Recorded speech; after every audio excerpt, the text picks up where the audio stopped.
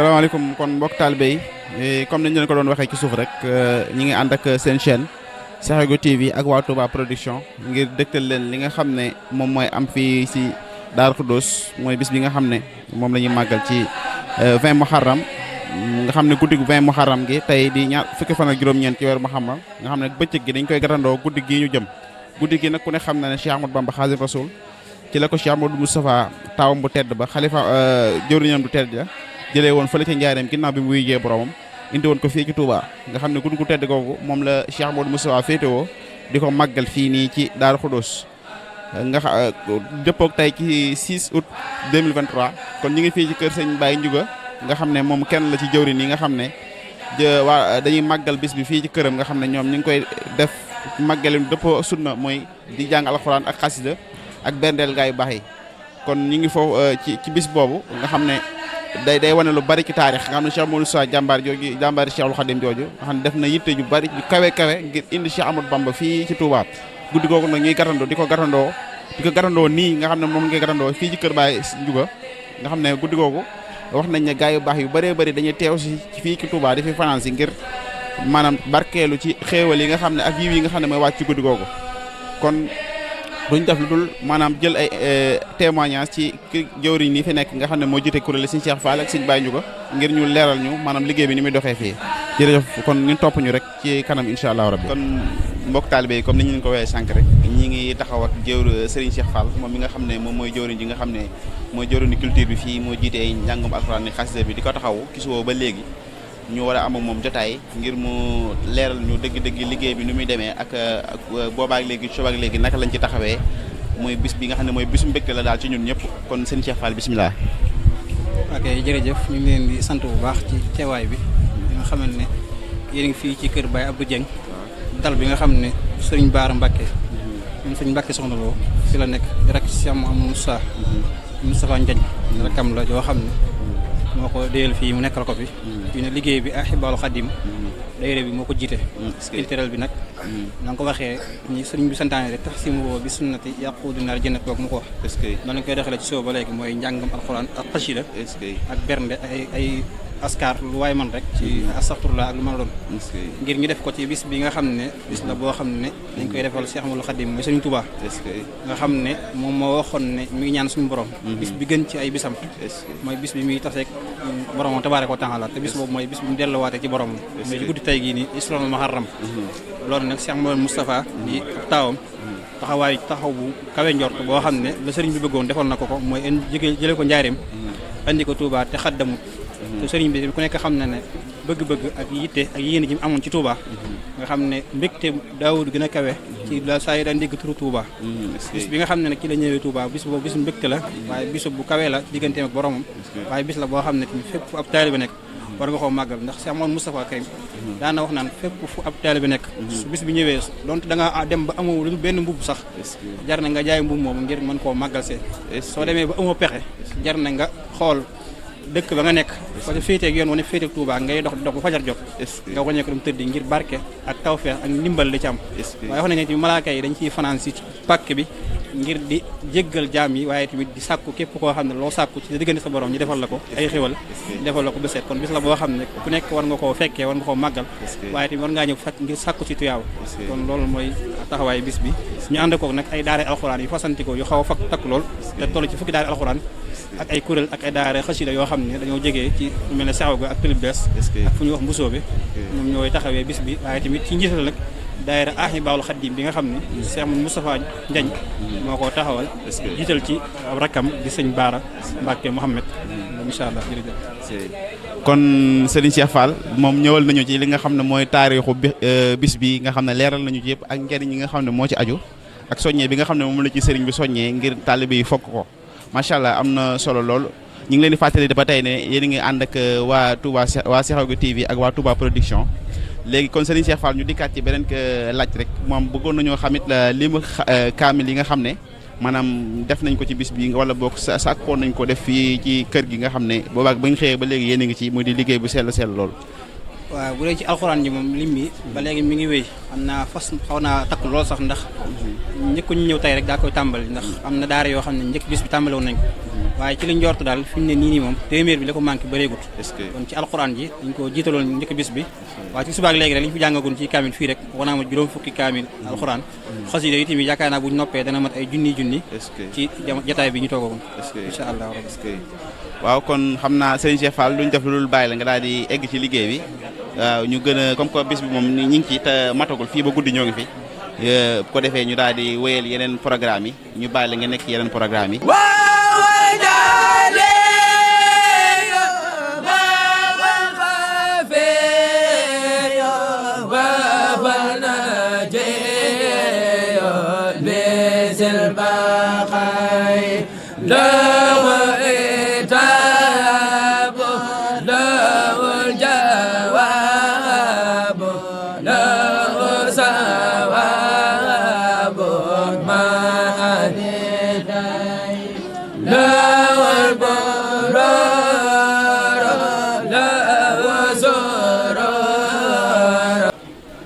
salaamaaleykum kon mbokk taalibe yi ni nga xamee ne